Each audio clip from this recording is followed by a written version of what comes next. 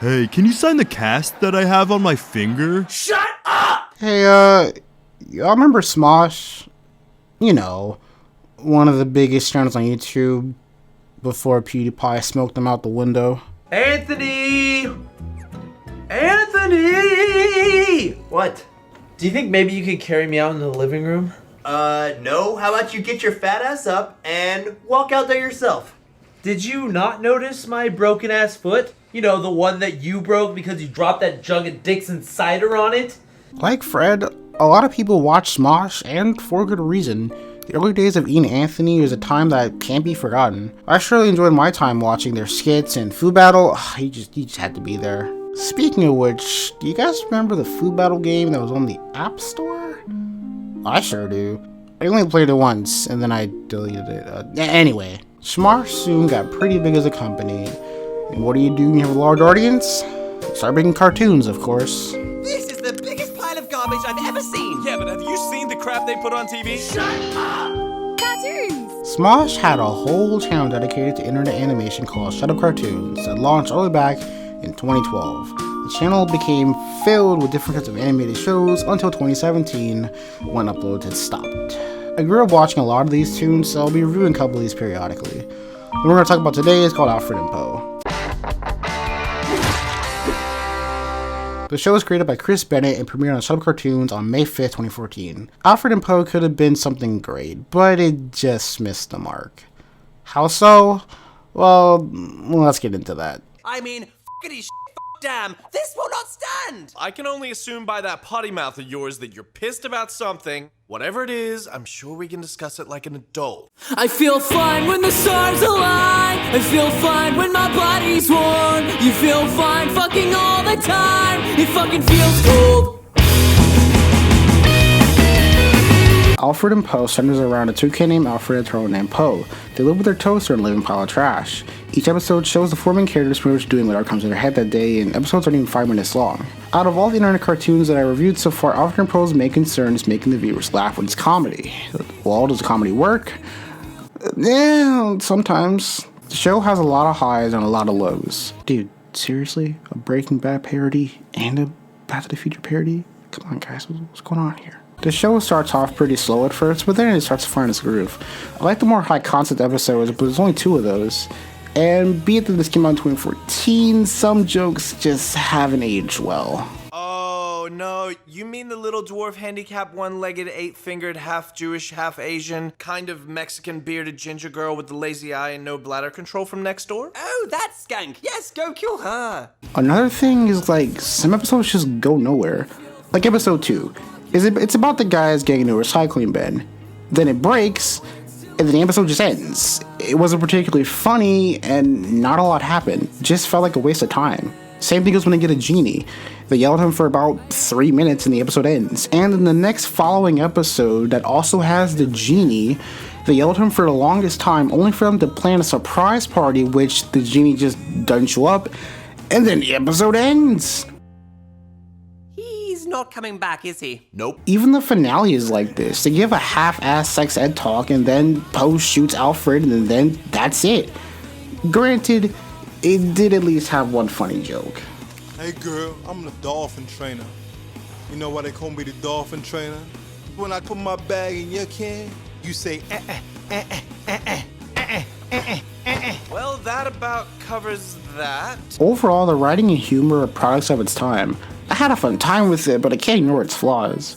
If it had another season, I think Chris could refine the writing and the comedy, because as it stands, I only liked 2 episodes out of the 10, and I only found like 2 characters to be enjoyable. But before I get into the characters, it's sort of weird that shows like Smosh Babies and Teleporting Fat Guy were able to get more episodes while other tunes just got 1 season. Like, seriously, who the fuck asks for more episodes of Planets? You can drum all you want, but your Occupy movement is only occupying space. We, the 99%, demand that you give us back the money that we gambled away. Remember, we're doing this for the future, for the children! Hey, it's okay. Look over the fence. I did wonder why we were able to sell it for such a high markup. Plus, selling ice is the dumbest idea ever, and this certainly explains a lot. I'm so defensive, there are things over there that I do not know. When I said that I only like 2 characters, I wasn't talking about the main ones. Alfred is shown to be somewhat of a creep, but they really don't go far with the premise. This jar of menstruation. A whole jar? Where did you get a jar of menstruation? Oh, No, I have no idea. It's so red. apparently a guy can't hang out in the bushes with a video camera anymore these days. What the f is wrong with you two, man? Alfred's whole thing is that he's British and he screams and curses a lot. And, unfortunately, cursing doesn't equal humor. What the you DeLorean driving, almanac stealing, shoes wearing, licking up, fuck, clock tower, lightning, 88 mile an hour, flux capaciting is this? Poe is a bit better compared to Alfred. He's supposed to be the lazy wildcard of the group. He does get some funny lines. I'd like to see you find my ass. It's inside my shell. Do it by giving people what they need the most. Boobies. No. I got nothing. If I don't like the main duo that much, then what 2 characters do I like? The toaster and the garbage can. The toaster doesn't talk much, but her whole thing is that she has a cute voice, but she says some pretty fucked up shit. Because I'm a nymphomaniac and a murderer. That's our toaster. The trash can barely move and the toaster can't drink because she's an aggressive drunk. I cut people. And the trash can is just black. Like, I saw him walking down the street and he's like, "What's up, my nigga?" I'm gonna give him the nod and dap him up. Dead ass. They gave all the funniest lines to the trash can. Ha! Like you don't even know how to enjoy a nice crack sweat. Get the f out of here. I swear to God, I woke up the next day with an armadillo licking my trash hole. Get on with it, dumbass. I want my future sh**. Don't be such a pussy. And then there's the genius. His whole existence is for him to get bullied, but like, it's not even fun bullying. They're just dicks to him because he can't grant wishes, and I was so confused to why they brought him back for another episode. Why is life so f***ing hard for you to figure out? Because my parents never believed in me. So, I don't like half of the episodes, and I don't like the main duo. Is there anything else? There. We did good. I mean, they smell like but they're in love. Do you know what? I think you and I could be matchmakers. We could be the masters of love. Oh yeah, the animation. Ooh, okay, my turn. Why do you look like some floaty blue sperm? Seriously? You're gonna use your second question on Okay, I don't want to go too hard on the animation, because 3D animation is tough, and Chris did it all by himself. But the animation is a pretty big problem, and one that affects the show negatively. What problem is that? Well, it's too restrictive. There's not a lot of fluidity with the character animations. Everyone just seems stiff. There's not a lot of expressions, and another problem is that the show takes place in the living room. We never get to see Alfred's room or Poe's room. We don't get to see their kitchen, and we don't ever see them leave their apartment. And because of this, the writing suffers. It's pretty clear that Chris wants to make Alfred and Poe terrible people, but because the characters never leave the fucking living room, we don't see it. It's pretty jarring to have them be like lovable idiots, to being told that they set off fireworks in a kindergarten, or that Alfred got caught for being a creep, or that Poe was arrested for public indecency. We never see this. It's a classic example of telling instead of showing. We could go set off a bunch of fireworks in the toy store. Ooh, no, a kindergarten. What is the matter with you? We did that last week. I can't believe I got stuck doing this community service. Well, that's what happens when you expose yourself in public. Dude, I wasn't that exposed, and that school bus came out of nowhere. I mentioned in my art school video, the art school was cheap, but it didn't let its animation style hinder the storytelling. Alfred and Poe was the opposite of that. Due to the animation being so cheap, the storytelling, it can't be as big as it wants to be, and thus the writing takes a dive because you have to tell stories in one room. If Alfred and Poe had a bigger team of people, the show could have worked. The foundation for this concept is there, and it could work, but we'll never see that happen because out of 10 episodes, Alfred and Poe cease production. This is editing 52.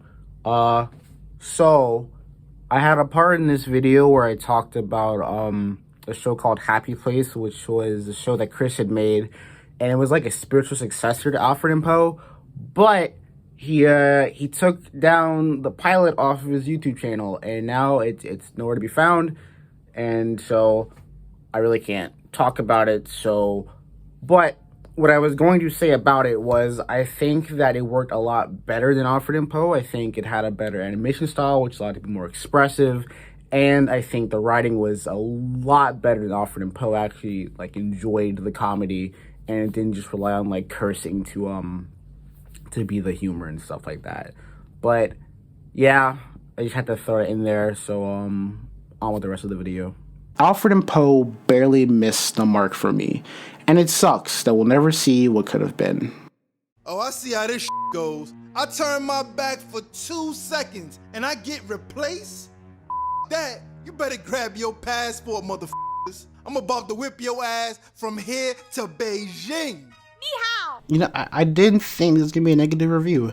I thought I was gonna have good things to say about it, but that just wasn't the case.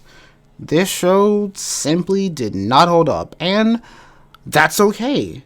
Sometimes things you love as a kid just don't hold up as an adult. I went and watched some other episodes of different Shut Up cartoons, and man, I don't think any of these bitches hold up. Maybe I'll tackle another one, but I don't know. But that's all from me. We'll see you all in a future video. Goodbye. I just had an amazing idea. Here, take this gun and shoot me. Oh, nah. Don't do it, man. That's 25 to life. The feelings I'm feeling, you're a phone call home after 8 long seasons. There's a mail order bride and a baby that's teething. Said the smogger hurts your eyes, so on the next train you leave it. I'm not certain it's the smogger, just a constant gravy. But you drop it off the can, singing me with the Dibs, not me. Wait! You can't just dibs not going to hell! I just did, bitch. Now, excuse me, I'm up upstairs to have a wank and fall asleep. Holy fuck! Oh, it smells so bad I can't move!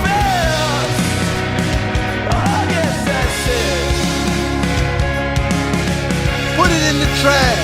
If something breaks, you throw that shit away. You go get a new one, and then you throw that one away too. You got too many burger wrappers, no magazine in your car. What do? You throw that shit out the window. Throw it on the freeway, baby. Make the bad man go away. Oh, fantastic! Now you've made the toaster cry! Toaster tears, was that your goal? Wait, if I kill you, then how exactly do you come back? You don't kill me, you stupid bitch. You can't aim for shit.